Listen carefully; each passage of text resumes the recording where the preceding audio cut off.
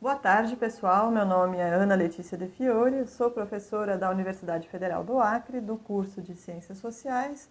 Essa aula, Como Ler Textos Acadêmicos, é uma aula que pertence ao programa da disciplina de Introdução à Antropologia. Mas, ao contrário das outras aulas dessa disciplina, eu optei por deixar essa aula disponível de modo aberto no nosso canal no YouTube, porque talvez aquilo que a gente vai discutir aqui hoje possa ser útil para alunos e alunas que estão cursando outras disciplinas ou mesmo outros cursos aqui na nossa faculdade. Então eu espero que a aula de hoje possa servir de apoio para vocês poderem se familiarizar melhor com uma das práticas acadêmicas principais, que é a leitura, e que possa ajudar vocês a estudar e a ter um melhor desempenho com menos sofrimento na universidade. Vamos lá? Como eu sempre faço, eu gosto de apresentar um percurso da aula. Então, primeiro eu vou discutir com vocês um pouco a ideia de letramento acadêmico, né? Como é que a gente aprende a ler de uma maneira diferente quando está na universidade. A partir disso, eu gostaria de falar um pouco para vocês das diferenças dos gêneros textuais, né? A gente vai aqui ver alguns exemplos de diferentes textos, diferentes escritos e como é que a gente se relaciona com eles. Em seguida, nós vamos falar de gêneros textuais acadêmicos, ou seja, aquilo que a gente lê no contexto da universidade, no contexto do fazer científico. Quais são as suas características, né? Como é que a gente faz as leituras desses textos acadêmicos? Quais são os principais vícios de leitura que a gente tem? Como é que a gente intervém nos textos que a gente está lendo? E, por fim, uma discussãozinha sobre como ler em condições adversas. Vamos lá? Bom, essa é uma aula feita para o curso de Ciências Sociais, né? Então, a primeira coisa que eu queria dizer para vocês, que já devem ter percebido isso nessa altura do campeonato, é que o curso de Ciências Sociais trabalha principalmente apoiado por textos. Aquilo que a gente mais faz no curso é ler, comentar, debater e escrever textos escritos por autores e autoras que podem ser clássicos, podem ter escrito há mais de 2000 anos atrás ou podem ser nossos contemporâneos, mesmo nossos colegas. Muito do desenvolvimento das disciplinas nas ciências sociais acontecem pela relação entre os textos. Como é que os debates públicos dentro das ciências sociais se dão por diferentes artigos, por diferentes livros, as leituras que são feitas por diferentes autores, as diferentes interpretações. Então, a gente acompanha esse debate quando a gente lê esses textos e começa também a conseguir fazer relações internas ao texto e externas a eles. Por isso eu digo para vocês aqui que os textos são a matéria-prima das nossas aulas e também aquilo que produzimos. Eu digo mais, os textos são os nossos laboratórios. Assim como quando você vai para um laboratório de química, você tem um monte de equipamentos que vão misturar substâncias ou decantar substâncias, ou medir temperaturas, medir densidades, ampliar microscopicamente, né, alguma coisa que está sendo examinada. Assim como num laboratório de criação artística você vai ter diferentes mídias, diferentes tintas, diferentes superfícies para pintar, materiais para esculpir, figurinos para montar personagens cênicos, a gente tem o nosso laboratório que também são os textos. Então, a gente tem que pensar nos textos não só como uma coisa acabada, que a gente vai consumir numa leitura passiva, mas como uma coisa que faz coisas, né? O texto tem operações acontecendo ali dentro, conforme as palavras e as frases são utilizadas, que a gente pode descobrir. E a gente tem operações de decodificação dessas palavras. Por isso, os textos com os quais trabalhamos exigem uma técnica de leitura. Ou seja, não basta apenas ser alfabetizado ou alfabetizada, ou mesmo gostar de ler. É preciso aprender a ler de um modo específico. É claro que gostar de ler ajuda muito. Então, se você, por algum motivo, tem um certo trauma, tem uma certa resistência com a leitura, a gente precisa conversar sobre isso e encontrar maneiras de deixar você mais assim, amigável com a leitura, né? E eu sempre recomendo isso, não só para quem tem aula comigo, mas de modo geral, que é sempre possível aprender a gostar de ler. Basta você encontrar aquilo que te motiva. Então, ler outras coisas que não são a literatura acadêmica pode nos ajudar a ler melhor academicamente, um pouco porque tira nossas travas e nos acostuma com uma certa postura corporal, uma certa atenção, uma certa concentração com a leitura. Você pode começar lendo livros religiosos, histórias em quadrinho, literatura, romance, aquilo que tem assuntos que te interessam. Pode ser resenhas esportivas, mas encontre espaços na sua vida para que você leia um pouco de maneira descompromissada, porque isso vai te ajudar a ler na universidade também. E uma coisa que é sempre muito importante dizer é que o nosso letramento não acaba na infância. Existem alguns autores, alguns historiadores que falam como aprender a ler é uma espécie de rito de passagem na nossa infância. É o momento em que a gente começa a adentrar uma espécie de vida adulta, seja a gente aprendendo a ler com 5, 6, 7 anos de idade, seja o pessoal que tem uma escolarização tardia, né? Vocês provavelmente vão encontrar na família de vocês exemplo de pessoas que vêm da zona rural, que vêm do seringal e que aprenderam de ler bem mais tarde. De qualquer forma, isso representa um certo rito de passagem para um mundo adulto da comunicação escrita, de uma comunicação mais formal. Mas a gente tem a impressão de que tem um momento em que a pessoa não sabe ler, depois ela sabe e pronto, acabou. E isso não é verdade. A gente está sempre aprendendo a ler de maneiras diferentes. Então, o letramento é sempre um processo. A gente aprende a ler quando a gente entra numa rede social nova. Porque o que a gente lia na época que a internet era feita de blogs é um pouco diferente de como a gente lê hoje um tweet, uma postagem no Instagram. Então isso também é uma forma de letramento. E por isso, quando a gente tem dificuldade de compreensão de um texto, é importante que a gente não ache que o problema é com a gente, que a nossa falta de inteligência, a nossa falta de capacidade, porque ler também é um ato de generosidade e paciência com você mesmo. Você tem que ter calma, respirar fundo, voltar naquele parágrafo, porque a leitura e a escrita na academia, elas exigem uma certa aprendizagem, um certo treino. E se a gente fica muito tempo sem treinar, sem ler, é como uma atividade física. A gente vai ficando um pouco mais travado, até pegar o ritmo de novo. É importante dizer para vocês que a leitura, e principalmente a leitura acadêmica, exige uma certa concentração, que também pode ser treinada e exercitada. E por isso é importante dizer que a leitura é prejudicada por interrupções constantes. E a gente vive um modo de vida hoje que cobra da gente que a gente seja o tempo todo interrompido, que cobra que a gente seja multitarefa, que a gente consiga subiar e chupar cana ao mesmo tempo, que a gente esteja desempenhando uma tarefa profissional e ao mesmo tempo com o celular na mão, sabendo o que está acontecendo com o nosso irmão que está tentando comprar um carro, sabendo que o nosso filho vai não sei aonde, que faltou pagar a conta de luz, que o Corinthians está perdendo. Tudo isso são pequenas interrupções da nossa atenção, da nossa concentração, que deixam a gente nesse modo multitarefa, o que é um mecanismo adaptativo para a nossa sociedade hoje, mas que, por outro lado, diminuem a nossa capacidade de concentração e, portanto, de compreensão das nossas leituras. Então é importante esse exercício, que vocês possam reservar um tempo para suas leituras no qual você não vai estar fazendo outra coisa. Que seja 10, 15 minutos em que você consiga dizer para você mesmo: estou offline, não liguem para mim, não me mandem mensagem, não me peçam para tirar o lixo do banheiro, esse momento eu estou lendo. E você treine um pouco essa atenção única na tarefa da leitura. Porque isso vai te ajudar em momentos em que você não vai poder ter essa atenção única, mas que você vai conseguir ter uma maior concentração naquilo que você estiver lendo. Então, uma dica bem prática que eu dou para vocês é que quando vocês estiverem usando o celular para ler, que eu sei que muitos de vocês fazem, deixa o celular um pouquinho no modo avião, porque a internet dele é cortada e aí as mensagenzinhas das redes sociais não ficam chegando. E aí vocês conseguem se focar melhor na leitura de vocês. Da mesma maneira, é melhor ler se vocês estão num ambiente que não tem muito barulho. Então, se vocês estão sozinhos ou sozinhas em casa e vocês vão ler o texto da universidade, desliga a televisão.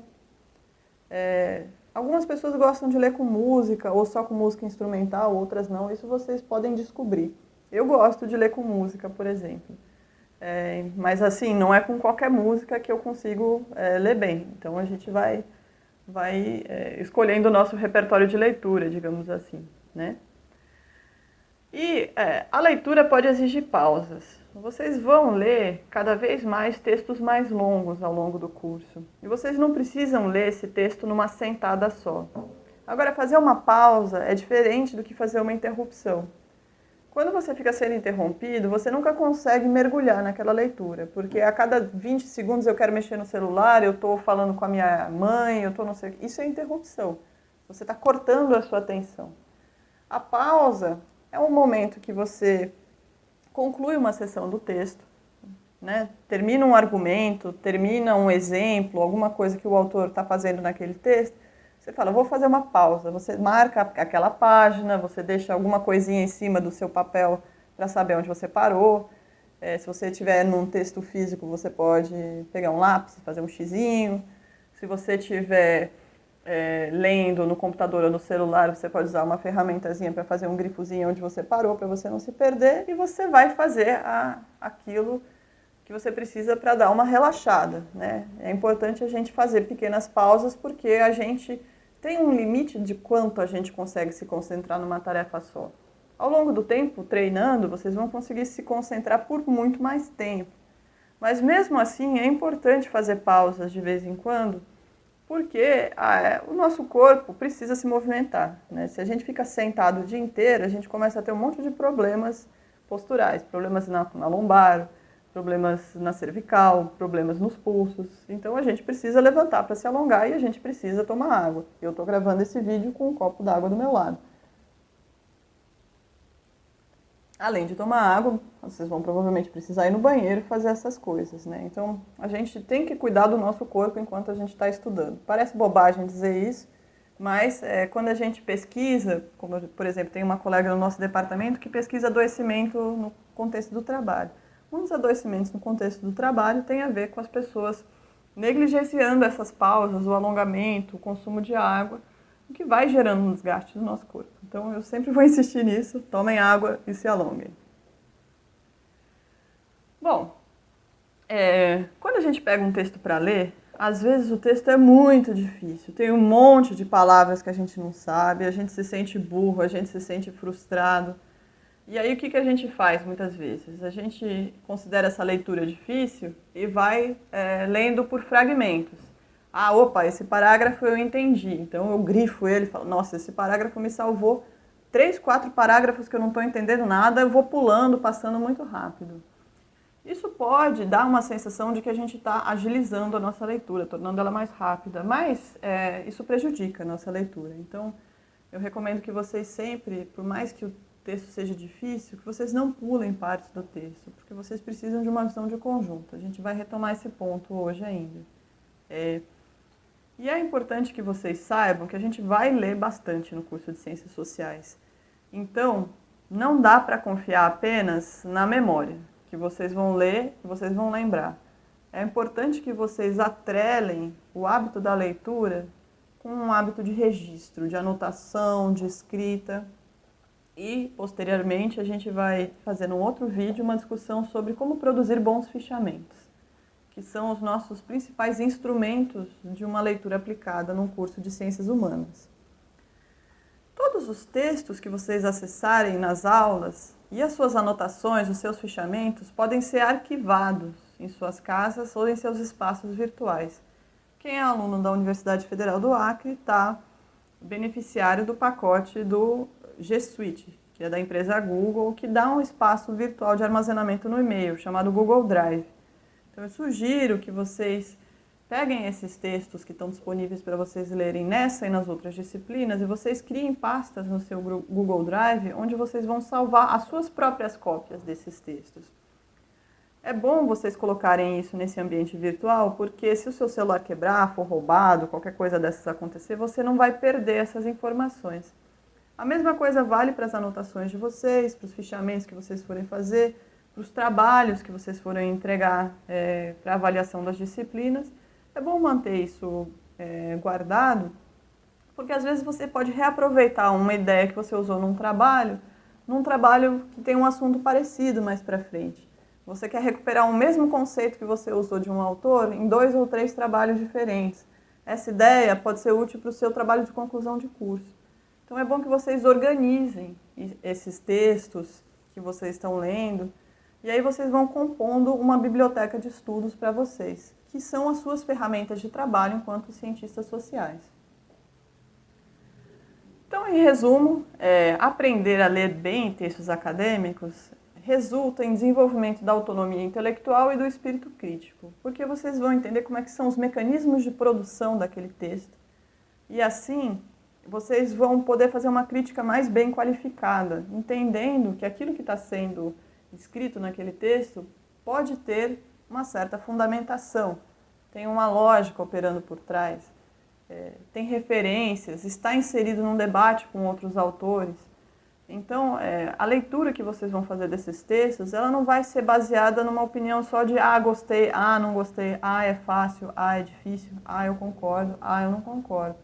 Mas vocês vão poder ter uma leitura dos argumentos que estão ali, de onde eles vêm, como eles são fundamentados, e aí se vocês tiverem objeções, tiverem críticas a fazer ao texto, vocês podem fazer isso de uma maneira muito mais qualificada. Isso é um benefício de uma leitura treinada. E vocês podem fazer isso, inclusive, com outros gêneros textuais que não são os acadêmicos, como, por exemplo, notícias de jornal. Quando vocês aprendem a ler bem, por mais que seja difícil, e seja um pouco desanimador no começo para alguns, vocês vão ver que vocês vão aproveitar mais o curso, né? Que vocês não vão se sentir alienados daquilo que vocês estão fazendo, que os textos vão começar a fazer mais sentido, as aulas vão começar a fazer mais sentido, e vocês não vão ficar naquela sensação de não sei o que eu estou fazendo aqui, cair de paraquedas nessa aula, não faço a menor ideia do que a professora está falando. Isso vai começar a fazer mais sentido para a vida de vocês. E a gente só consegue fazer bem alguma coisa quando a gente consegue atribuir sentido a ela, né? Então, aprender a ler bem dá acesso para vocês à compreensão das estruturas dos textos e das operações lógico-conceituais ali realizadas. É o que eu falei. A gente faz coisas quando a gente escreve textos. Tem operações que estão mais ou menos explícitas ali que a gente consegue identificar. Isso vai melhorar a capacidade argumentativa de vocês. Quando vocês estiverem debatendo um tema qualquer, mesmo que não seja um tema relacionado àquilo que vocês estão lendo, vocês vão entender os mecanismos pelos quais os argumentos são construídos e vocês vão conseguir operar esses mecanismos. Então, vocês vão conseguir conversar melhor sobre assuntos importantes, né? Assuntos que dizem respeito à vida de vocês, à política, à economia, à sociedade, à cultura, aqueles temas que assim, tocam o coração de vocês e nos quais vocês se envolvem em discussões. E, por fim, uma boa leitura ajuda vocês a ganhar tempo. No começo parece o contrário, porque as coisas que eu vou propor para vocês exigem um certo tempo para fazer. Você, professora, eu mal tenho tempo para ler, a senhora ainda quer que eu faça isso, faça aquilo. Mas como vocês vão ler mais fácil, vocês não vão ficar tanto travados nesses textos. E no fim da história, mais para frente, com boas leituras, com boas anotações, com bons fichamentos, vocês não vão precisar ficar voltando sempre a estaca zero. Vocês já vão ter um repertório que vocês vão poder mobilizar quando vocês forem fazer os trabalhos finais, quando vocês forem fazer iniciação científica, quando vocês forem fazer as monografias de vocês. Bom, antes de falar sobre gêneros textuais, vamos recuperar um pouco a definição da palavra gênero, que eu peguei do dicionário que é disponibilizado pela própria plataforma do Google. A gente, nas ciências sociais, em geral, fala gênero falando sobre diferenças socialmente percebidas entre os sexos, né? Aqui, a gente está falando de gênero de uma maneira mais abstrata, mais geral, que é um conjunto de seres ou objetos que possuem a mesma origem ou se acham ligados pela similitude de uma ou mais particularidades. Então, o gênero é uma espécie, é um tipo, é uma classe. A gente tem um exemplo lá do Google. Na festa havia todo gênero de gente, ou seja, tinha vários tipos de gente naquela festa. Então, gênero é uma palavra que pode ser usada pela lógica, porque ela identifica propriedades em comum entre uma classe de indivíduos.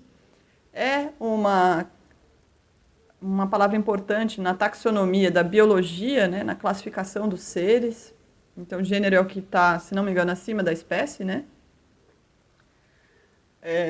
nas artes plásticas e na literatura, tem sentidos mais próximos com os que a gente vai usar aqui, que são essas categorias em que são classificadas as obras artísticas segundo o estilo e a técnica. Então, na literatura, talvez vocês lembrem lá das aulas de língua portuguesa no colégio, a gente falava do gênero lírico, né, o gênero e o gênero épico, que são gêneros poéticos, o gênero dramático, que era mais voltado para o teatro. Mas quando vocês vão escolher um filme no Netflix ou numa plataforma de streaming que vocês acessam, vocês vão ver ação, suspense, romance, isso também são gêneros a partir dos assuntos que esses filmes vão abordar, ou séries vão abordar. Isso também são gêneros. E existem os gêneros textuais. Então, eu recupero aqui uma definição que a professora Simone Sarmento utilizou num videozinho chamado Gêneros Textuais Acadêmicos, que faz parte de uma sequência de videoaulas do curso de escrita acadêmica organizado pela professora Rosana Pinheiro Machado. Esses vídeos estão todos no YouTube, no canal da professora Rosana. Eu sugiro que, se vocês tiverem tempo, vocês vão lá assistir, porque os vídeos são muito legais, eles ajudam muito a escrever. E nesse vídeo da professora Simone Sarmento, ela recupera uma definição que é bakhtiniana, né, um pouco vinda do teórico da linguagem Mikhail Bakhtin, que coloca os gêneros textuais, ou gêneros do discurso, como tipos relativamente estáveis e reconhecíveis de textos. Então, você consegue ler, identificar coisas naquele texto que, isso faz com que esse texto seja daquele gênero. Isso se dá um pouco pelo conteúdo temático, pelo assunto do texto, pelo estilo, ou seja, quais são os elementos da língua, o vocabulário, a gramática, o registro, o tom do texto. E pela construção composicional, quais são as seções do texto, como é que são as partes do texto integradas, qual é a coerência daquele texto. É importante lembrar que todos os discursos, todos os textos, sempre têm um interlocutor pretendido, alguém para quem se fala, se escreve, e que esses gêneros podem ser nomeados. Então, eu pego aqui para vocês um exemplo de gêneros textuais que eu tenho certeza que todos vocês leem de vez em quando, porque a gente sempre fica lendo isso quando a gente está no banheiro e demora mais tempo do que a gente queria lá, que é rótulo do shampoo e a bula do remédio. Então, vocês podem ver que são gêneros textuais aqui, né? São palavras que estão escritas e que têm um certo objetivo, têm um certo assunto, têm uma certa organização. Eu peguei esse rótulo aqui de shampoo masculino, acho que de um site mesmo da fabricante, e que vai dissecando, né, onde que é a marca, qual que é o tipo, shampoo, para que ele serve, qual que é o benefício dele, quais são os ingredientes, como é que se espera que ele vai resolver o seu cabelo, data de validade, isso é muito importante, a gente sempre tem que olhar para isso quando vai no supermercado. Qual é a lista de ingredientes, como é que a gente usa ele, né? Modos de usar. Tudo isso está no rótulo do shampoo, de qualquer shampoo. Inclusive, tem algumas regras de padronização disso. E a mesma coisa com a bula do remédio, né? Tem informações que são mais para você, que está precisando tomar o remédio, e tem informações que não aparecem muito aqui, que são mais técnicas, que são para o farmacêutico, para o médico. Mas apresentação, como é que vem o remédio, do que ele é composto, para que ele serve, como que ele funciona, quais são as contraindicações do remédio, como é que você guarda o medicamento para ele não estragar. Então, tudo isso são informações do gênero textual, bula de remédio. A gente sai do banheiro, vai para outro cômodo da casa, tem os gêneros textuais da cozinha. Tem um gênero que eu não pus aqui, mas agora me ocorre, que a gente conhece também, que é a tal da lista do supermercado, que muitas vezes fica presa na porta da geladeira. Bom, aqui eu peguei 2 exemplos de receita de bolo. O que a receita de bolo é? Um gênero textual também, que normalmente é composto por 2 elementos principais, que são os ingredientes para fazer o bolo e o modo de preparo, quais são as etapas, os procedimentos que você tem que fazer com aquele ingrediente para que saia o resultado final, que é o seu bolo. Né? Quando você pega um livro de receitas editado por uma editora, um site e tal, normalmente vai ter também uma foto, uma ilustração do resultado final. Se você pega esses blogs de cozinha ou vídeo, vão ter alguns comentários, ai, que delícia, coisas assim, valorativos sobre o bolo ou a comida que está sendo preparada. Eu gosto de trazer esses exemplos manuscritos aqui, de caderno de receita de vovó, porque muitas vezes o que acontece? Essas receitas que eram trocadas, não é o caso dessa imagem especificamente, tem pequenas observações que vão sendo inseridas conforme a experiência da pessoa, né? Então, aqui está dizendo no finalzinho, não sei se vocês vão conseguir ler, leva ao fogo até engrossar e despeja no bolo depois de pronto. É um modo de preparo da calda de cobertura do bolo. Se isso tivesse num livro, muitas vezes poderia ter uma observaçãozinha, fogo médio, ou então é melhor usar um refratário de vidro, porque senão gruda. Essas coisinhas que a experiência traz, que são conhecimentos individuais, pessoais, sobre uma coisa que foi divulgada para um público maior. E eu estou chamando a atenção para isso porque a gente faz isso também com os textos acadêmicos. Eu vou mostrar para vocês depois. Bom, eu trouxe também para vocês a Bíblia, que é um livro que provavelmente muitos de vocês têm em casa, e que talvez seja o único livro que alguns de vocês tenham em casa, né? É comum que nas casas das pessoas se tenha a Bíblia, se tenham livros fornecidos pelas escolas para as crianças, né? Livros didáticos, e às vezes não tem mais nenhum livro lá, não é um objeto presente no ambiente doméstico. E a Bíblia também tem os seus modos de leitura, né? É muito difícil alguém que vai pegar a Bíblia do começo, do Gênesis, e vai ler até o Apocalipse. Normalmente não é assim que se lê a Bíblia. A menos que você esteja muito interessado, assim, por vários motivos, esteja fazendo escola dominical, esteja no momento que você realmente quer ouvir a palavra religiosa. O que você vai ler? Você vai procurar certos capítulos e certos versículos da Bíblia. Muitas vezes nas pregações os pastores fazem isso, né? Então, você está inclusive leva sua Bíblia para a igreja, o pastor fala, abre no Evangelho de Mateus, capítulo tal, versículo tal. Aí vocês vão ler juntos um pequeno trecho da Bíblia e o pastor vai fazer uma exegese, que é um comentário interpretativo da Bíblia. Então, a Bíblia é um livro muito interessante, inclusive porque para além dessa leitura linear que é possível fazer, existe muitas remissões internas. Muitas vezes um certo versículo da Bíblia tem uma nota de rodapé, depende da edição que vocês estão usando, que liga com outro livro, com outro capítulo, com outro versículo, que tem um sentido complementar, de acordo com aquilo que vocês vão trabalhar. Vocês vão ver que os textos acadêmicos guardam certas semelhanças com os textos bíblicos, no sentido de que muitas vezes existem essas referências internas, né? O autor vai falar de alguma coisa que ele já falou antes, mais acima no texto, ele vai falar de uma coisa que ele vai falar mais para frente. Existem referências externas ao texto, ou seja, existem citações de outros autores, que tem uma certa padronização de como fazer, que é a chamada ABNT, que vocês morrem de medo. Então, todo texto acadêmico, ele tem uma certa intertextualidade e tem remissões internas dentro do texto. Por isso, nem sempre a leitura que se faz de um texto acadêmico ela é totalmente linear. Você sai do começo, chega até o final, sem precisar passar por outros pontos do texto ou por outros textos. Bom, existe esse gênero que já é um pouco mais próximo de um texto acadêmico, que são esses livros que têm verbetes. O dicionário e a enciclopédia. O dicionário, em geral, ele dá uma definição das palavras. O dicionário é seu amigo, né? Ele é chamado de pai dos burros porque as pessoas não têm amor no coração. Porque o dicionário, ele é nosso amigo, ele nos ajuda muito. Vocês não precisam ter vergonha nenhuma de consultar o dicionário quando vocês não compreenderem uma palavra. É importante, aumenta o vocabulário de vocês, ajuda vocês a passarem por trechos difíceis do texto. E às vezes pode ser até divertido, assim, você ficar descobrindo palavras que você nem sabia que existia. Então, aos poucos você começa a pirar um pouco no dicionário também. Ele é gostoso de ser lido. Pode te ajudar a ficar resolvendo palavra cruzada. Minha avó faz palavra cruzada sempre com o dicionário do lado. Existem dicionários também que são bilíngues, né, que trazem traduções de uma língua para outra.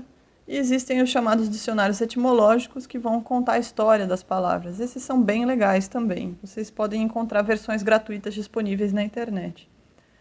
As enciclopédias são gêneros textuais que têm verbetes mais amplos do que o dicionário, porque ela vai fazer uma análise que não é só o significado da palavra. Por exemplo, eu peguei antropologia aqui, e a gente vai no verbete da Wikipédia ter as divisões da antropologia, ter algumas explicações, trazer alguns dos seus principais expoentes, o que a antropologia estuda e algumas referências externas, né? O interessante da Wikipédia é que ela é uma enciclopédia colaborativa, ela é escrita pelos próprios usuários, então às vezes ela vai mudando. Inclusive ela tem essas advertências aqui em cima dizendo que está faltando melhores revisões para esse verbete da antropologia aqui.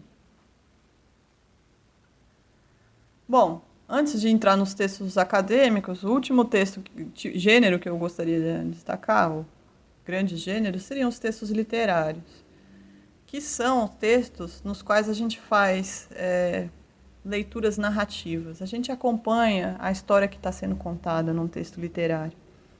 Em geral, são textos que a gente faz uma leitura bastante linear, pela fruição, pelo gosto que aquele texto nos traz, a menos que a gente esteja fazendo algum tipo de análise literária, né, que o pessoal da letras faz muito, mas a gente nas ciências sociais pode fazer também.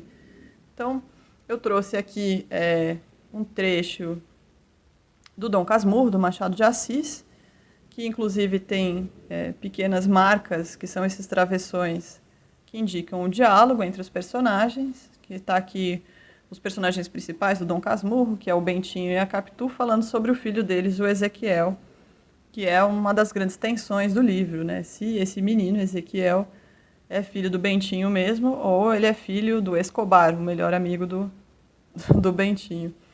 Então, se vocês não leram Dom Casmurro, eu sugiro que leiam, é um livro muito divertido.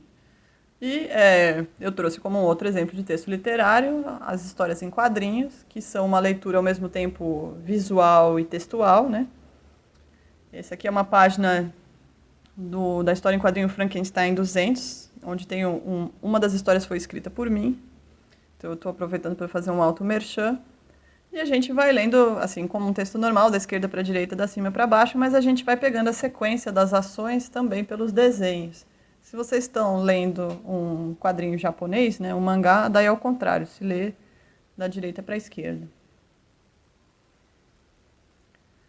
Bom, os gêneros textuais acadêmicos, eles são marcados pelo propósito comunicativo deles para a comunidade de praticantes de um determinado campo do conhecimento, os chamados pares.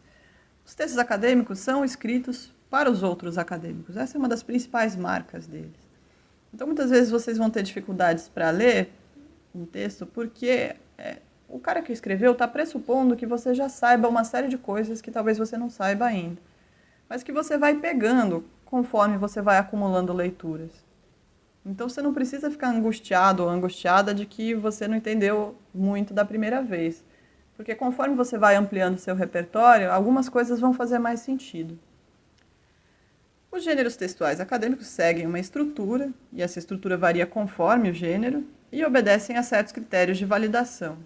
Porque eles vão ser lidos por pares, eles vão ser avaliados por pares, por outros cientistas, por outros acadêmicos, não se diz qualquer coisa de qualquer jeito num gênero textual acadêmico. Por isso que a gente fala em critérios de validação. Fiz uma lista aqui de alguns gêneros textuais acadêmicos.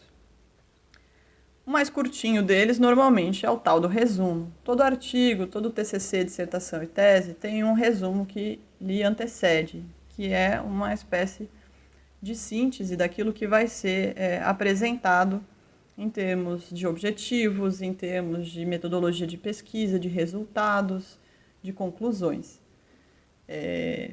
Vocês podem fazer resumos também quando vocês vão tentar participar de um evento acadêmico, quando vocês vão propor um capítulo para um livro que vai ser publicado para uma coletânea. Então, às vezes o resumo vem antes da existência do texto de verdade. Às vezes ele é a última coisa que a gente faz depois que termina de escrever um texto. Existem as resenhas, que são comentários críticos a outros textos, a outras obras, né? Não precisa ser necessariamente textos, mas em geral a gente faz na academia Resenhas de Livros, em que você também apresenta uma síntese, né, um resumo dos comentários, dos argumentos que foram apresentados naquela obra, mas você vai avaliando isso. Então tem um grau autoral grande nas resenhas, no sentido de concordar, discordar, apresentar limitações, sublinhar os pontos fortes daquele texto, propor diálogos com outros textos, tudo isso uma resenha pode fazer. Existem os artigos, em que você vai construir um texto de entre 10 e 30 páginas em geral, que você tem uma tese central para ser defendida, uma questão para ser respondida, você vai apresentar argumentos, você vai apresentar dados, informações, resultados de pesquisa e suas conclusões. Tem os ensaios, que são um pouco mais livres e especulativos do que os artigos, então, em geral, um artigo pode apresentar conclusões parciais, mas quando você quer fazer certas experimentações em termos de pensamento, de especulação, propor hipóteses que você ainda não tem condições de responder, às vezes o melhor gênero para essa escrita é o ensaio. O pensamento social brasileiro foi escrito por grandes ensaístas, né? A antropologia tem grandes ensaístas como pais fundadores, como, por exemplo, Marcel Mauss, um dos textos clássicos que vocês vão ler um trecho comigo e depois vão retomar em Teoria Antropológica 2, é o ensaio sobre a dádiva. O ensaio não necessariamente quer dizer um texto pequeno, pode ser um texto curto, mas o ensaio sobre a dádiva, salvo engano, tem quase 100 páginas. Quando vocês vão querer iniciar uma pesquisa, vocês precisam escrever como que vocês pretendem fazer a pesquisa, para que aquela pesquisa serve, quais são os objetivos da pesquisa, quais são os resultados esperados, o que você vai precisar para fazer aquela pesquisa, em quanto tempo você vai fazer aquela pesquisa. Isso constitui um projeto de pesquisa. Vocês vão trabalhar com o gênero textual projeto de pesquisa nas disciplinas de métodos e técnicas de pesquisa social e nas disciplinas de TCC. Porque para escrever o TCC de vocês no final do curso, a primeira coisa que vocês vão ter que fazer é um projeto de pesquisa. Os relatórios, em geral, apresentam os resultados de uma pesquisa. Então, eles estão intimamente relacionados com os projetos, né? Porque nos relatórios, muitas vezes, você diz se você fez tudo que você previu no projeto, se você fez coisas que você não previu, quais foram os resultados que você conseguiu, o que você fez, o que você deixou de fazer. Tudo isso vai num relatório. O relatório, muitas vezes, vem antes do que um artigo. A partir do relatório, você destaca certos resultados, certas discussões que você quer desenvolver e você transforma aquilo num artigo, ou num capítulo, ou mesmo num livro. Mas, em geral, o relatório tem um registro de escrita um pouco mais seco, né? Então, a gente trabalha para tornar uma leitura um pouco mais fluida quando a gente vai escrever artigos, capítulos e livros. Na vida acadêmica, muitas vezes, os livros não são escritos por uma pessoa só, são coletâneas a partir de um tema, que são organizadas, e aí cada capítulo tem um autor diferente. Bom, quando a gente termina a nossa graduação, a gente escreve o nosso trabalho de conclusão de curso, que pode ser um relatório, pode ser uma monografia, pode ser um artigo. Isso varia um pouco de curso para curso, né? Quando você termina o seu mestrado, você escreve uma dissertação. Quando você termina o seu doutorado, você escreve uma tese. A principal diferença entre dissertação e tese no Brasil, isso varia de país para país, é que uma tese necessariamente tem que propor uma ideia original, tem que trazer algum tipo de inovação para o seu campo. Enquanto a dissertação ela pode ser só uma revisão de literatura, por exemplo. Então, eu vou retomar, né, aquele slide que a gente já tinha visto. A gente vê que esses gêneros textuais acadêmicos, eles podem ser identificados e reconhecidos principalmente pela sua construção composicional, né? Quais são os elementos que compõem aquele texto e pelos seus interlocutores, para quem que aquele texto é escrito. Mas o assunto e o estilo, eles vão variar muito conforme as disciplinas às quais pertencem aquele gênero textual acadêmico que vocês vão ler, aquele texto específico. Para dar um exemplo para vocês, eu trouxe 2 trechos que a gente usava numa oficina de leitura e escrita acadêmica que foi organizada pelos meus colegas lá da Universidade de São Paulo, a Bruna Giz e o José Muniz Júnior, para justamente, né, trabalhar com essas práticas de leitura e escrita lá na graduação. Então, eu queria que vocês dessem uma olhada agora. Olha esses 2 textos, um do lado do outro. Esse primeiro texto tem uma equação ali, que quase não tem números, né? Porque todas essas letras se referem a variáveis. Tem uma legenda, que é a desigualdade total igual à desigualdade interocupacional mais a desigualdade intraocupacional entre indivíduos. E aí embaixo tem uma explicação dessa equação. A fórmula 1.1a traz a decomposição da variância do logaritmo de renda do trabalho em 2 termos, que representam a desigualdade entre e dentro das ocupações. Em outros termos, V total igual a V intra mais V entre vezes PJT. Representa a proporção dos ocupados no grupo ocupacional J no ano T. Eu esqueci o nome desse Uzinho com a perna, mas esse UJT representa a renda média da ocupação J no ano T. O tracinho T representa a média de todos os salários, grande média do ano T. Agora o pessoal da estatística deve estar querendo me matar, mas enfim. Assim, no primeiro termo, se uma ocupação dista muito da grande média, para mais ou para menos, essa distância é elevada ao quadrado e, por isso, contribui de forma proporcional ao seu tamanho para o aumento geral da desigualdade. Olha o segundo texto. Após o culto da Igreja Cristã Trinitária Quadrangular, uma das mulheres veio em minha direção. Deu-me um forte abraço e presenteou-me com um sorriso, enquanto dizia que eu era muito bem-vinda em Urabá.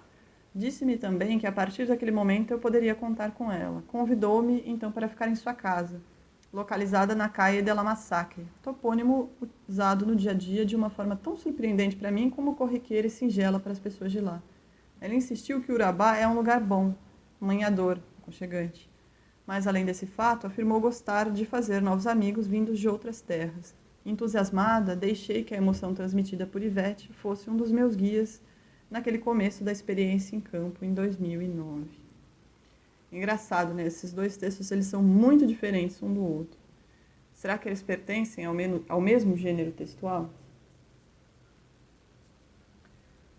Olha quais são esses textos. O primeiro texto é um texto publicado na Revista Brasileira de Ciências Sociais, falando sobre os impactos da geração de emprego sobre as desigualdades de renda, uma análise da década de 2000. Então, é um texto que está entre uma sociologia econômica, uma sociologia do trabalho e a economia mesmo, a econometria, e se vale de dados quantitativos, né, de fórmulas, dados quantitativos para fazer a sua análise.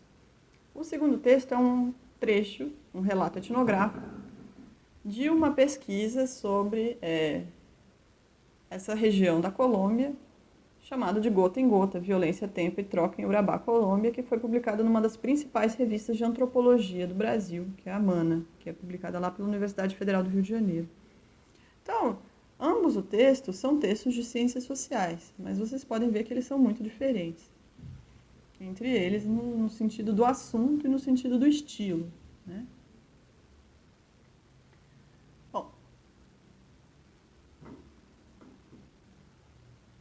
Características de um gênero, de um texto acadêmico, perdão. Todo texto acadêmico tem um objetivo. Esse objetivo ele pode ser desdobrado em 2 frentes. Ele tem o objetivo de se comunicar com seus pares, como eu falei, e ele tem o objetivo de defender uma tese, apresentar uma questão central e examiná-la. Por isso, ele vai sempre ter um argumento e uma tese que podem ser identificadas, né? Então, muito do que a leitura de vocês tem que fazer é identificar qual que é a tese, qual que é o argumento principal desse texto.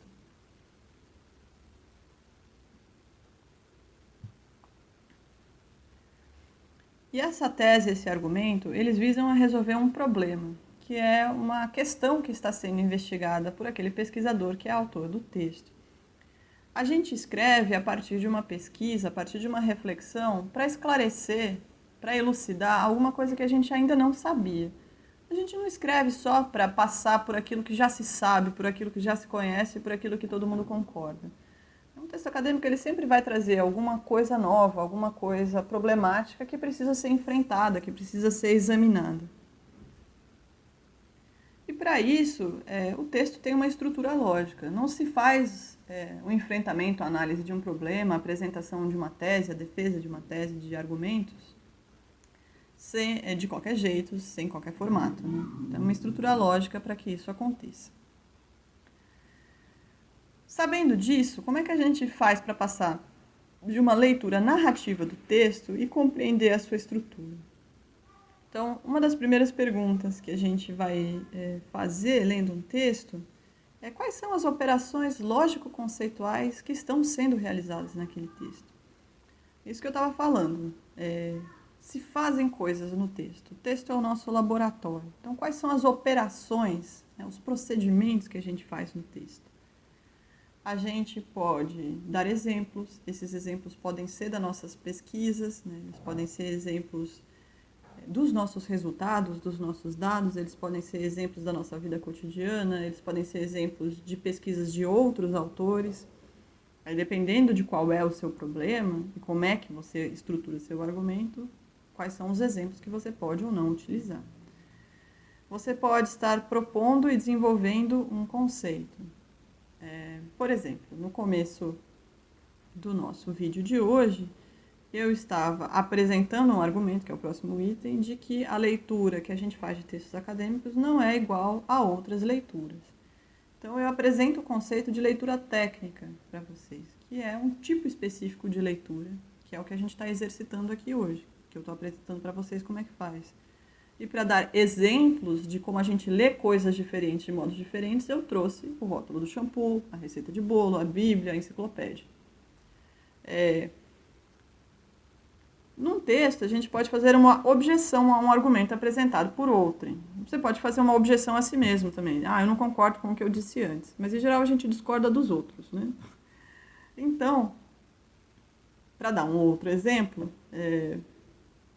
eu falei para vocês que vocês não precisam e não devem pensar que a dificuldade de vocês de entender um texto tem a ver com falta de inteligência. E com isso, eu estou fazendo uma objeção a muita gente que vai ficar hierarquizando quem pode e quem não pode estar na faculdade. Precisa ser muito inteligente para estar na faculdade pública. Não precisa ser muito inteligente para estar na faculdade pública. Você precisa aprender a fazer um tipo específico de leitura. Então, essa é a minha objeção. Descrever o procedimento, é isso que eu estou fazendo com vocês também ao longo dessa aula. Como que a gente faz? Você faz isso, faz aquilo. Esses são os procedimentos da leitura técnica. Então, os nossos procedimentos, a ideia é que um texto ele exige várias leituras. Professora, eu já mal tenho tempo para ler, vou ter que ler várias vezes. Esse é o ideal, né? Aos poucos você consegue mesclar um pouco essas várias leituras. Mas dependendo do texto, ele vai sim te exigir mais de uma leitura. Textos da filosofia, por exemplo, em geral são textos bastante complexos, que você tem que ir devagarzinho, linha por linha, e que você não vai compreender tudo da primeira vez. E isso é normal, insistindo nisso, isso é normal, que a gente tem que fazer mais de uma leitura do texto. Por quê? Porque a primeira leitura serve principalmente para a gente identificar a ideia básica do texto e produzir uma compreensão geral, né? Qual que é o sentido daquele texto? Qual que é o objetivo daquele texto? O que esse texto quer nos passar?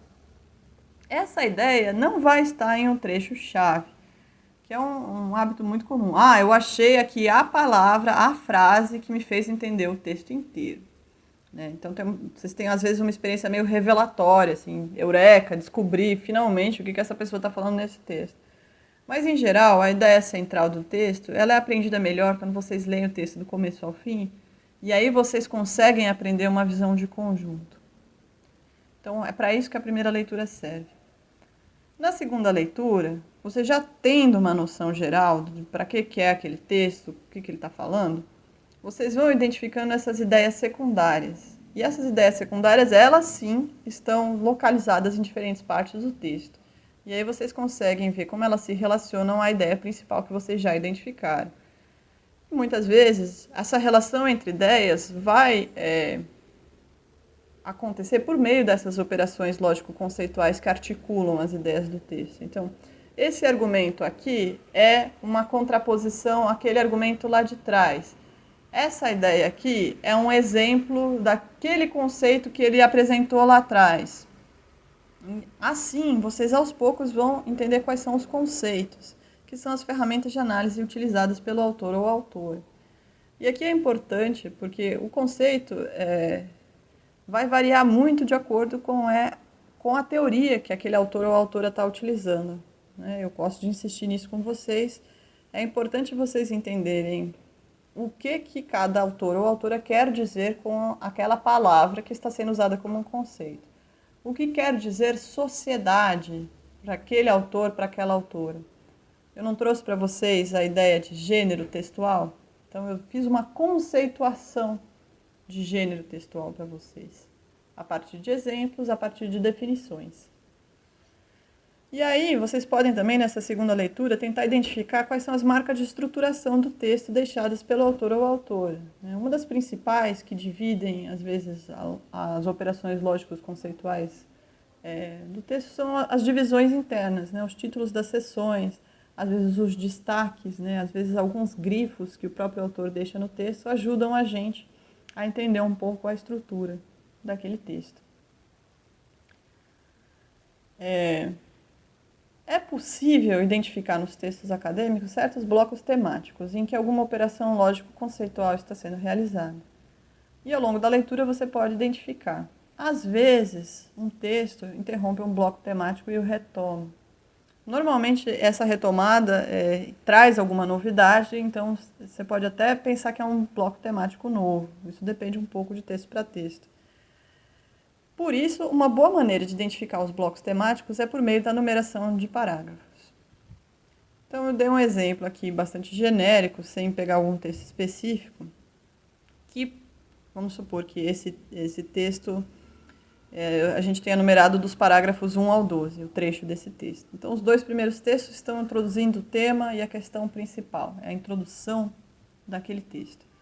Os parágrafos 3, 4 e 5 apresentam a definição do conceito A. Duas definições diferentes dos autores X e Y. Por exemplo, se a gente estivesse num texto aqui na aula de hoje, qual que é o nosso conceito A? Gêneros textuais. Então, eu peguei a definição lá do vídeo da professora Simone Sarmento, peguei uma definição do dicionário para falar sobre gênero. Parágrafo 6 seria a apresentação de um conceito B. A gente pode pensar no conceito de letramento, que eu falei na verdade antes, mas aqui nesse exemplo seria depois. Então, os parágrafos 7, 10 e 11 seria uma relação entre os conceitos A e B, esses dois conceitos diferentes, para analisar a questão principal que o artigo enfrenta. Opa, pulei do 7 para o 10 e para o 11. Por quê? Porque o parágrafo 8 e 9 fez uma coisa aqui no meio, que é uma descrição do objeto em análise. Então, talvez o autor esteja apresentando e relacionando os conceitos, mas ele pensou, bom, agora para conseguir esclarecer um ponto que eu quero falar dessa relação, eu vou precisar trazer uma descrição no meio, vou precisar trazer um exemplo. Então, ele faz essa pausa, ele traz uma outra operação, e depois ele retoma ali a relação dos conceitos. E aí, em seguida, ele já fez essa análise dele, ele vai comparar com uma outra análise de um outro objeto feito por um outro autor. Então, tudo isso são operações que estão ali no texto e que a gente pode ir identificando. Para fazer um resumo do que eu falei até agora, então, quais são os elementos que caracterizam o texto acadêmico? Um argumento central, a problematização do conhecimento produzido, ou seja, todos os autores que eu estou mobilizando falaram disso, faltou isso que é a minha questão que eu vou tratar agora, e essa estrutura argumentativa baseada em operações lógico-conceituais. Além dessas leituras, a gente pode fazer uma leitura externa dos textos, que é tentando identificar o seu contexto lógico, quais são os pressupostos do texto, quais são as implicações do texto. Nessa aula de hoje, eu tenho alguns pressupostos. Eu tenho o pressuposto de que vocês que estão me assistindo querem melhorar as habilidades de leitura de vocês. Eu tenho o pressuposto de que é possível fazer isso com algumas técnicas. E tem certas implicações. Eu estou colocando esse vídeo, poderia ser um texto, mas é um vídeo na internet. Isso vai fazer com que alguns de vocês consigam ler? melhor, porque vocês vão ter assistido, vai fazer sentido para vocês, ou talvez porque esse vídeo é muito grande, alguns de vocês não conseguiam assistir todos e aumentem a frustração de vocês. Então, todas essas são implicações possíveis.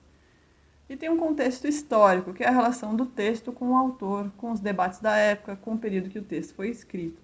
Então, para fazer essa leitura externa ou contextual, a pergunta que vocês têm que fazer são: o que é esse texto? Quem é esse autor? De quando é esse texto? Para quem é escrito esse texto? Qual é o contexto histórico e acadêmico no qual esse texto foi produzido? Essa coisa do quando é muito importante, porque às vezes a gente quer mostrar erudição e vai citar um filósofo grego para falar de uma questão contemporânea. Talvez isso seja interessante, talvez a gente possa chamar Platão ou Aristóteles para pensar a crise da democracia no Brasil. Mas certamente o Aristóteles não está se referindo diretamente ao PMDB e à coalizão de centro no legislativo brasileiro, porque a própria democracia da qual o Aristóteles estava falando não é a mesma democracia que a gente tem no Brasil hoje. Então, preciso saber de quando é o texto para não usá-lo de maneira anacrônica, ou seja, dar um bug histórico naquilo que vocês estão fazendo. Outro cuidado que vocês têm que ter são com os vícios de leitura, ou seja, aquilo que a gente faz, às vezes, meio sem perceber, e prejudica a nossa capacidade de leitura. Os dois principais vícios são o da leitura fragmentada, que eu já falei, né? Quando vocês vão ignorando ou pulando trechos, e vocês vão pegando apenas aquilo que vocês já conhecem, aquilo que vocês concordam. Isso pode distorcer muito, né, o argumento do autor, porque você pode pegar um trecho bonito, uma frase bonita, mas que não, de fato, expressa aquilo que é o argumento do autor. E vocês têm que tomar cuidado de não fazer leituras valorativas, que é fazendo uma espécie de julgamento e discordância do texto antes de entender exatamente o que ele está falando. Ah, não gostei. Ah, esse autor ele é muito de esquerda para o meu gosto. Ah, esse texto é muito abstrato. Essas leituras valorativas, elas não ajudam a gente a entender o texto. É importante que vocês, no curso de Ciências Sociais, consigam entender os argumentos, as teorias dos diferentes autores. Quais são os autores que depois vocês vão mobilizar para fazer as suas pesquisas? É um outro passo, mas vocês têm que entender bem. Vocês vão ter um semestre de Durkheim, um semestre de Marx, um semestre de Weber. É importante que vocês entendam bem os três porquinhos. Se depois vocês vão entender uma sociologia mais marxista, mais durkheimiana, mais weberiana, ou nenhum dos três, isso é uma coisa que o amadurecimento intelectual de vocês vai dizer. Mas se vocês não entenderam direito qual que é o argumento do Durkheim, por exemplo, vocês podem ficar reproduzindo críticas que são muito rasas a esse autor, que é um autor importante e que está muito no pensamento da sociologia, mesmo quando as pessoas não admitem. Isso acontece na antropologia também. Então, assim, em conclusão dessa parte, é importante que vocês se conscientizem que uma boa prática de leitura também sempre envolve algum tipo de prática de escrita. A leitura acadêmica não é uma atividade passiva, que vocês vão ficar ali só passando página, mas ela envolve uma apreensão ativa da estrutura das informações contidas no texto. Então, algumas coisas que podem ajudar vocês enquanto vocês leem é fazer intervenções no texto, com grifos e anotações nas margens, fazer anotações de conceitos e ideias em um caderninho, em um arquivo nos seus computadores ou celulares, ou, o que é mais interessante, mas leva mais tempo, é fazer fichamentos. Eu vou falar de fichamentos em um próximo vídeo. Aqui eu queria falar um pouco sobre intervenções no texto. Vocês vão ouvir muito gente falando que é pecado rabiscar no texto, grifar o texto. É pecado fazer isso se o texto não for seu. Se vocês pegarem um livro da biblioteca e ficarem rabiscando neles, isso é errado, porque isso vai atrapalhar as próximas leituras de outras pessoas. Mas se vocês têm o texto seu, seja que vocês compraram o livro, seja que vocês tiraram xerox, seja que vocês tenham a versão digitalizada, grifem. Não tenham medo de grifar. Não tenham medo de grifar de maneira que pareça meio boba, porque é assim que vocês vão experimentando com o texto. O texto tem que ser um espaço de experimentação para vocês. E assim, algumas dicas. Não se deve grifar apenas por achar bonito ou concordar com um trecho, porque é isso, às vezes vocês estão lendo um texto inteiro, acham uma frase muito bonita, e essa frase é extremamente secundária no argumento do autor, mas, oxa, eu gostei dessa frase, então vocês vão acabar ficando só com essa frase na cabeça e não com o argumento do autor. Grifos ajudam, às vezes, a delimitar os blocos temáticos no texto. Então, em vez de a gente subescrever as linhas, às vezes vocês podem fazer aqueles grifos verticais, né? Isso aqui é um exemplo daquele conceito. Isso é uma boa maneira de grifar também. Os grifos, às vezes, eles ajudam a gente nessas leituras sucessivas, porque eles já fazem uma espécie de mapeamento do texto. E eles ajudam a nossa memória visual. Eu falei que vocês não podem confiar muito na memória, mas algum tipo de memória do texto vocês vão acabar desenvolvendo. Uma das coisas que vocês podem fazer, inclusive, é colocar flechinhas, né, em vez de usar esses marca-textos ou subscrever. Essa é uma coisa que eu faço, vou mostrar para vocês no próximo slide. Outra coisa que vocês podem fazer, interferindo no texto, é fazer essas anotações nas margens. A primeira sugestão é aquela que a gente deu de numerar os parágrafos, cada parágrafo pôr um númerozinho, para vocês irem compondo esses blocos temáticos. Às vezes tem um parágrafo que é muito grande, quando vocês pegam autores franceses, isso é comum. Franceses são inimigos da tecla Enter, então os parágrafos de textos franceses, em geral, são muito grandes. E aí vocês se perdem um pouco. Então, você pode ir lá no cantinho fazer um resuminho da ideia daquele parágrafo, ou das ideias que estão contando naquele parágrafo. Opa, tem uma palavra aqui, um termo, um conceito que eu não sei o que significa. Vocês podem fazer uma consulta no dicionário, pegar o significado daquela palavra e colocar, faz um círculo na palavra, por exemplo, assim. Ideologia. Teologia, piriri, parará. Bora ali. Não é, assim, uma definição tão sofisticada quanto vocês pegarem um artigo discutindo o conceito de ideologia, mas ajuda um pouco na fluidez da leitura. Vocês podem fazer um comentário pessoal ao texto. Isso não é muito em termos de fazer uma análise do texto, mas às vezes ajuda a gente a ter uma memorização do texto, às vezes ajuda a gente a se relacionar com os assuntos do texto.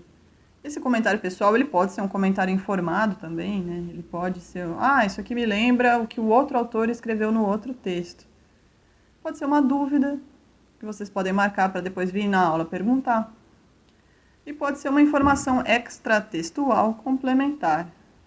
Então, por exemplo, tem um texto que está apresentando um conceito que vem de um outro autor.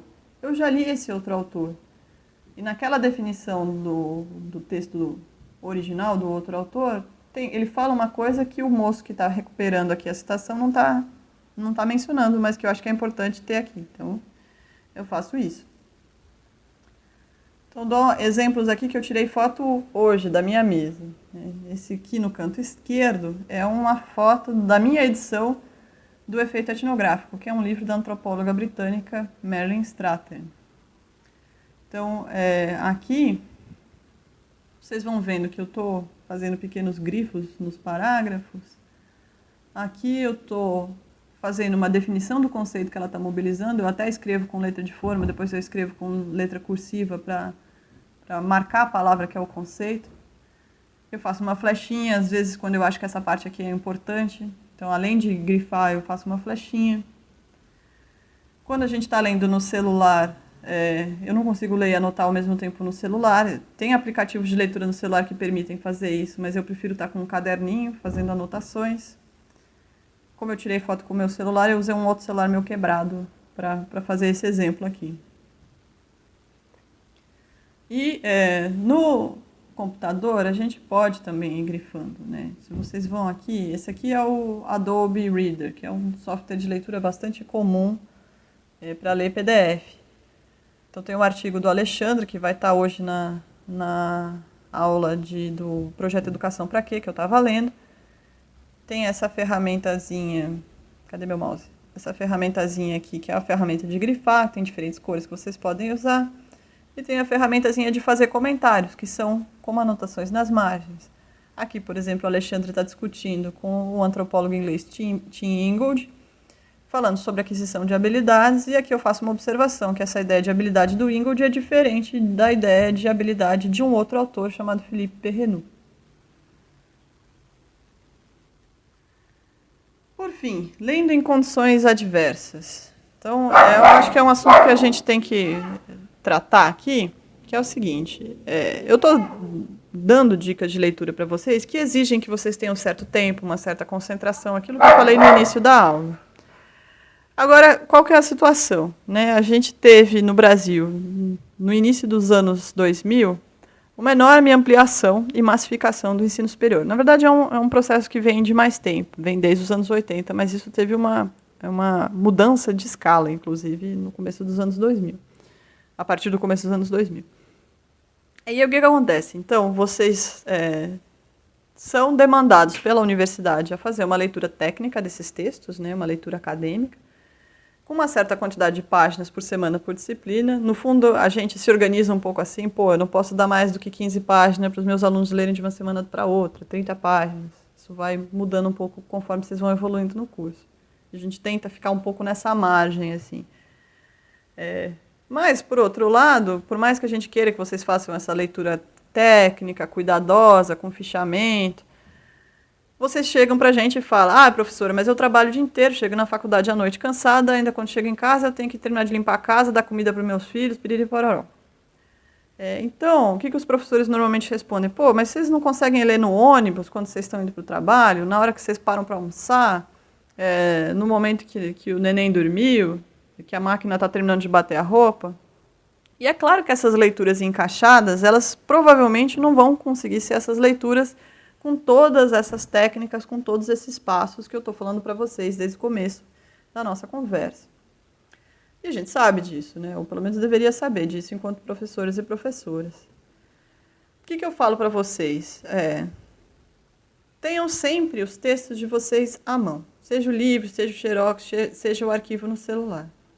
Porque vão surgir alguns momentos em que vocês vão conseguir se concentrar, né? Que não são muitos, mas talvez não sejam muitos, mas que vocês, se não tiverem com os textos, aí sim que vocês não vão conseguir aproveitar. Então tenham sempre à mão também material de anotação, porque aí vocês aproveitam melhor essa leitura podendo anotar. Eu sempre ando na minha bolsa com pelo menos um caderno e uma caneta, além de algum texto que eu esteja estudando. Porque 1, 2 páginas que eu leio daquele texto, que eu tenho um espacinho para fazer anotação que não vai se perder, já é um ganho, quando a gente está com muita correria. Não é o ideal, mas ajuda. Vocês podem aproveitar os horários de aula para retomar os textos. Então, se vocês não conseguiram ler bem, ler com cuidado, ler todo o texto, a aula é um bom momento para estar com o texto na mão. Porque os professores e professoras de vocês vão estar estruturando a aula em torno dos textos que eles pediram para vocês lerem. E aquelas 2, 3 horas de aula, se vocês, em vez de sair para ficar tomando água a cada 5 minutos e bater papo no corredor, ficarem lá, vocês vão ter tempo para compensar um pouco daquilo que vocês não conseguiram fazer durante a semana de vocês. Se vocês conversam com seus colegas, às vezes também fica mais fácil entender os textos, né? Não precisa ter vergonha de, vocês entenderam o que o autor escreveu na página tal? Eu não entendi. Porque às vezes juntos vocês chegam numa compreensão que sozinhos vocês não conseguiriam. Todo estudo é uma atividade colaborativa, não é uma atividade competitiva, né? Existem vários dispositivos na nossa sociedade que criam mecanismos de competição e eu acho que é um pouco nosso dever lutar contra isso. Não se desfaçam dos textos de aulas anteriores. Terminou o semestre, vou tocar fogo em tudo? Não faz isso. Guarda. Pega uma pasta, pega uma caixa, algum lugar onde esse texto vai estar protegido, que não vai molhar, que não vai rasgar, que o cachorro não vai fazer cocô em cima. E guarda, porque talvez uma outra disciplina vai retomar esse mesmo texto. E aí você já fez uma primeira leitura dele, já tem algumas anotações, então você não vai chegar tão cru naquele texto.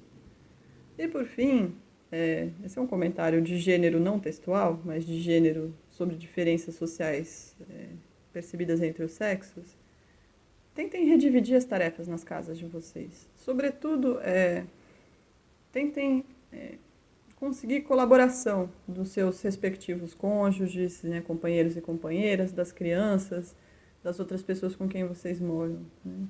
Porque a família é fundamental para que vocês consigam estudar. E acho que aos poucos, exceto em casos realmente que são de convivência mais difícil, se vocês vão praticando os estudos, o resto da família vai entendendo a importância disso também. Agora, é difícil argumentar que você precisa de tempo para estudar se quando você está de bobeira você fica só jogando joguinho no celular, né? Então, não é um comentário moralizante. Eu acho que o joguinho do celular também é importante. Mas vocês têm que fazer tudo com a justa medida das coisas para vocês não se prejudicarem. Então é isso, eu também usei algumas referências para montar essa aula, né, que vocês podem ver aqui, tanto dos exemplos de textos que eu trouxe, como de outros cursos de leitura e escrita acadêmica. Alguns deles, né, tem um curso de leitura e escrita acadêmica que foi feito pela USP, que está disponível online. Tem esse curso de escrita acadêmica da Rosana Pinheiro Machado, que está disponível no canal dela. São cursos bem legais de acompanhar.